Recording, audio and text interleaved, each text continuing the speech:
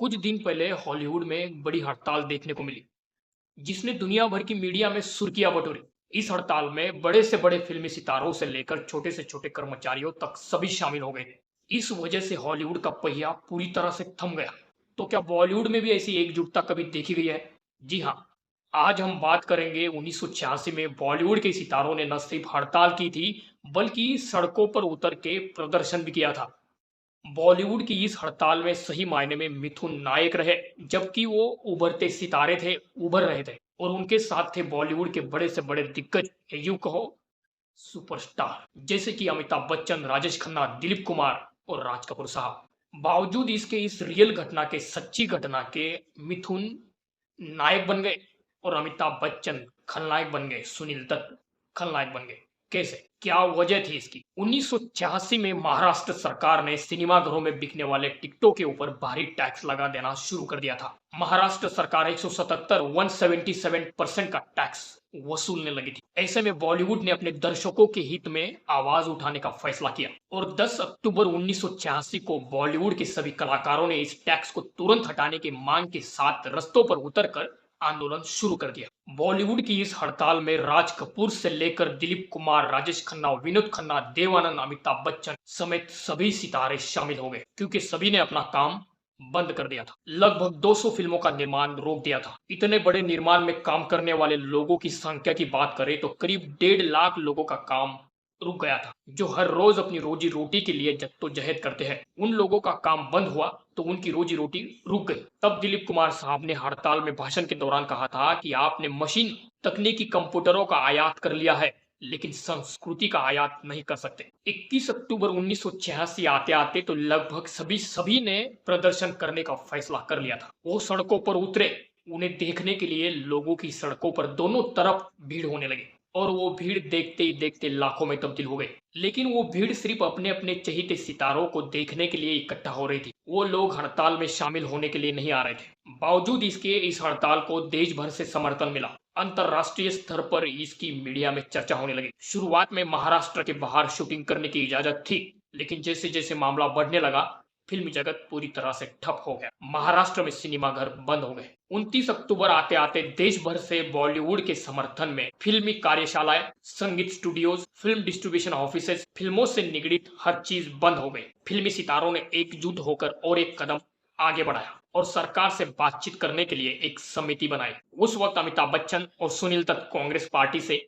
लोकसभा के सदस्य हुआ करते थे। इन दोनों को इस समिति का अध्यक्ष चुना गया। इस समिति ने उस वक्त के तत्कालीन मुख्यमंत्री एस.बी. चौहान को एक ज्ञापन सौंपा। तब महाराष्ट्र के मुख्यमंत्री ने 3 सांसदों और 16 विधायकों के साथ समिति के अध्यक्षों के साथ मुलाकात की और पूरी बातचीत के दौरान सुनील दत्त मुख्यमंत्री के जवाबों से खुश नहीं थे। नतीजा ये रहा कि प्रदर्शन जारी रहा। दिलीप कुमार, राजेश खन्ना, विनोद खन्ना, देवानंद साहब, वी शांताराम, स्मिता पाटिल, हेमा मालिनी ऐसे कई दिग्गजों ने भाषण दिए। सभी मार्च में शामिल भी हुए, लेकिन महाराष्ट्र की सरकार टस से मस नहीं हो रही थी। सरकार थी कि महाराष्ट्र में फिल्म इंडस्ट्री होने की वजह से कहो या राजनीतिक फैसलों की वजह से कहो, अपने जिद पर अड़ी थी और इन सभी घटनाओं पर एक सितारा नजर रखे हुए था, मिथुन चक्रवर्ती।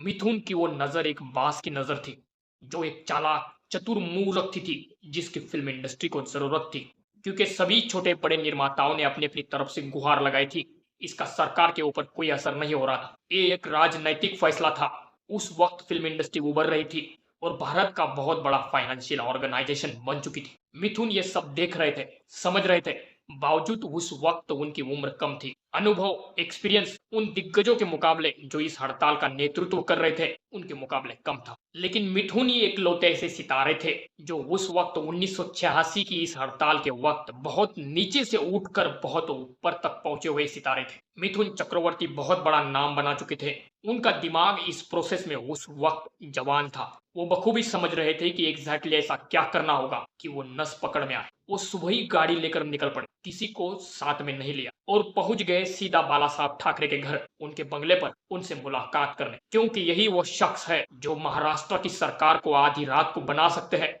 आधी रात को बिगाड़ सकते हैं। भले ही उस वक्त महाराष्ट्र में कांग्रेस की सरकार थी, लेकिन महाराष्ट्र में सरकार मतलब बाला साहेब ठाकरे। मिथुन ये बात भी जानते थे कि शिवसेना सुप्रीमो ही है जो हमें सरकार से न्याय दिलाने में पल भर भी देर नहीं करेंगे। मिथुन सुबह सुबह 8 बजे बाला साहब ठाकरे को अपनी बात समझा रहे थे।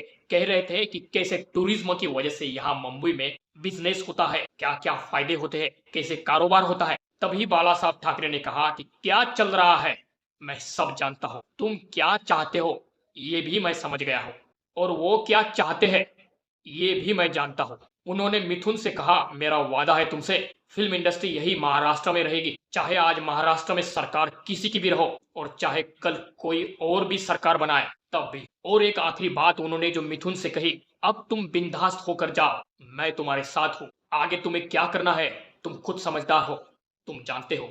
मिथुन समझदार थे, वो समझ गए कि बाला साहब उन्हें क्या कहना चाहते हैं। एक लीडर वो होता है जो सबके बारे में सोचता है, सबके, लेकिन उससे भी पहले वो सबसे ज्यादा जरूरत जिसे होती है उसके बारे में सोचता है। और सबसे ज्यादा जरूरत किसे है ये उस वक्त फिल्म इंडस्ट्री में मिथुन से ज्यादा शायद ही किसी को पता होगी। मिथुन चक्रवर्ती वहां से निकले और सीधा पहुंच गए उन क्रू मेंबर्स के पास जो कैमरे के पीछे कड़ी मेहनत करते हैं। मिथुन का ये बात को समझना इसलिए आसान था कि बाकी क्रू मेंबर्स के साथ मीटिंग करना जरूरी क्यों है, क्योंकि मिथुन का उन लोगों के साथ पुराना रिश्ता था। जब मिथुन स्ट्रगलर थे तो शूटिंग के लिए जाने के लिए उनके पास कार नहीं हुआ करती थी।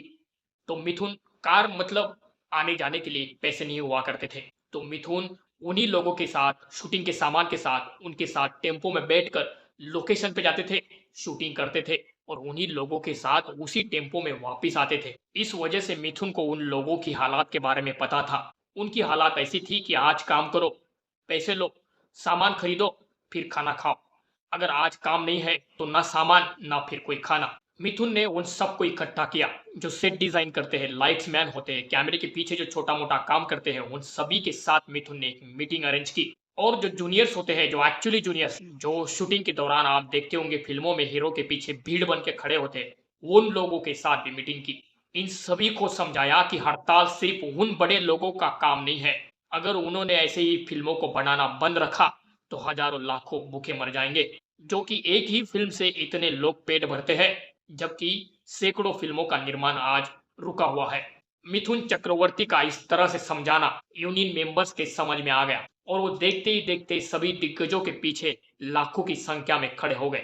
उनका इतना बड़ा सपोर्ट ही फिल्म इंडस्ट्री की उस दिन जीत थी। उस ऐतिहासिक लड़ाई में मुंबई में सड़कों पर जिस तरफ देखो उस तरफ उस दिन फिल्मी सितारों का जमावड़ा नजर आने लगा था और एक जबरदस्त प्रेशर बना, जिस वजह से महाराष्ट्र की सरकार का सेम प्लेटफॉर्म पर आकर मिलना तय हुआ।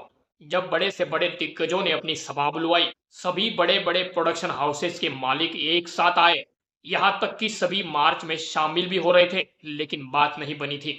अगर मिथुन सभी यूनियन वालों को इकट्ठा ना करते, अगर वो बाला साहब ठाकरे को ना मिलते और अगर उन्होंने प्रॉमिस ना किया होता कि तुम जाओ करो और जहां कहीं तुम्हें मदद की जरूरत पड़ेगी वहां शिव सैनिक तुम्हारे साथ खड़े होंगे, तो शायद इतने लोग इकट्ठा ना होते और शायद आज हम फिल्म इंडस्ट्री को, बॉलीवुड को जिस ऊंचाई पर देखते हैं, शायद वो वहां ना होती। तब सरकार ने उस वक्त के सांसद सुनील दत्त, अमिताभ बच्चन के साथ और बाकी फिल्मी जगत के दिग्गजों के साथ 6 घंटों तक मुलाकात की, मीटिंग की और ये फैसला लिया गया कि ऐसा क्या किया जाए जिस वजह से इस हड़ताल को हमेशा के लिए खत्म किया जाए। सरकार ये बात करने को इसलिए तैयार हुई थी क्योंकि इसके पीछे भी मिथुन की वो सोच थी, जिस सोच की वजह से इतनी बड़ी तादाद में लोगों की भीड़ इकट्ठा हुई थी। और जहां इतनी बड़ी तादाद में लोगों की सोच मिलती है वहां सरकार का झुकना बहुत जरूरी हो जाता है।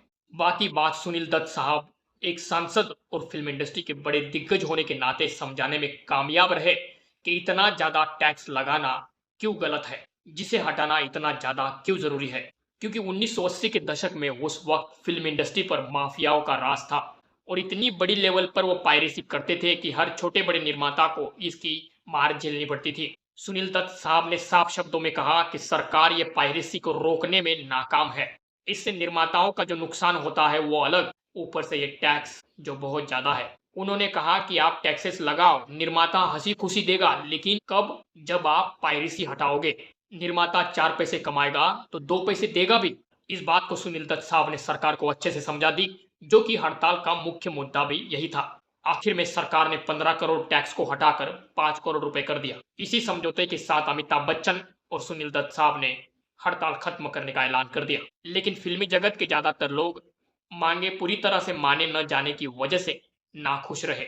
नतीजा ये रहा कि वो दोनों कलाकारों से नाराज हो गए। इससे निराश देवानंद साहब ने कहा कि फिर से हम वही का वही आ गए।